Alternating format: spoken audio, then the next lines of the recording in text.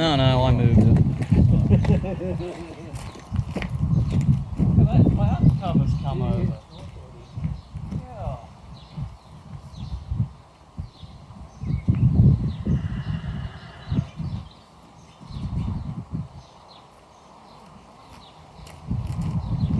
They're probably wondering where their food is.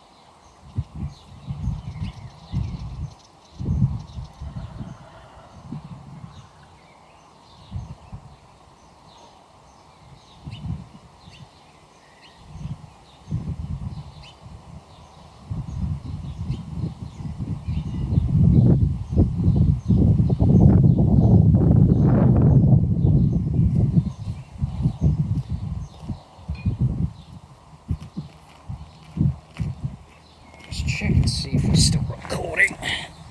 Yes, we are. Beautiful. If it goes out suddenly, it's probably because the phone's run out of power. The line's down.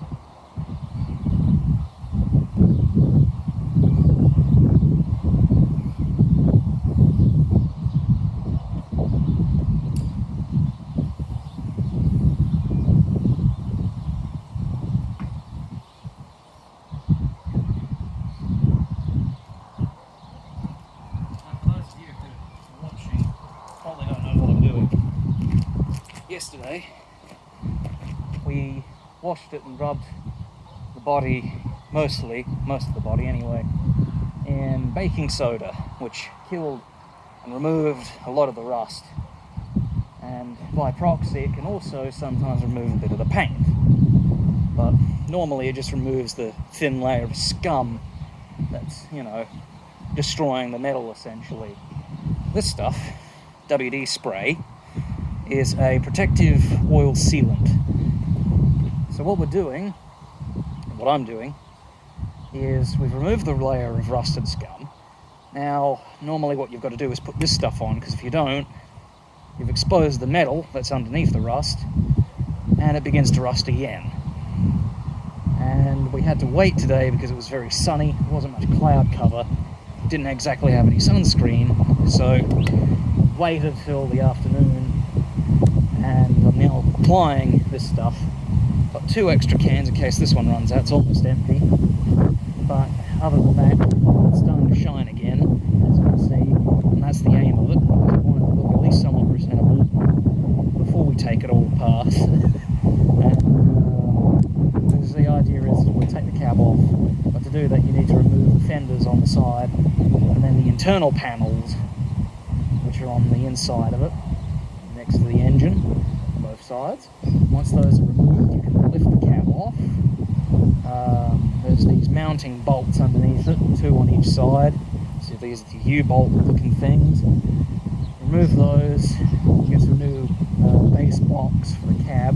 And once those are fitted and everything's off, but to do the cab removal we also need to take out the instruments, the steering wheel, we need to remove a few other things. I think it's the accelerator and whatnot, but other than that, once that's all done, then we can have access to the engine bay. Once the engine bay is open, then we can take the engine out and take that apart, and blah blah blah. Bob's your uncle, we can slowly repair it and get it clean, even more than it already is. But other than that, this is a Dodge truck, but Dodge, quote unquote. There was a local bodybuilding company here, or coach building company here in Adelaide, where I live. It's not far from here. And they later became Chrysler Australia. They were known as TJ Richard and Sons. They built the cab on it, and it's not necessarily a Dodge cab. It's their cab, essentially, because it's built by them in the style of a Dodge cab, which is weird, whatever. It was all to get around trade restrictions. Long story cut short. Regardless, it's got a Canadian frame, an American diff. The nose and the fenders and the bumper, if I remember correctly, are all either Canadian or American-made parts. Most of it was produced past 1942, then it was all assembled in 47, and then I think it was sold sometime in the 50s, or auctioned off. It was used as a rental truck around here, out near Galway, which is up north of Adelaide. Other than that, we're slowly restoring. It was owned by an uncle of mine. He passed away, gave the truck to me, and now I'm slowly fixing it, which is, it's been a challenge, that's for sure. Anywho, I better get back.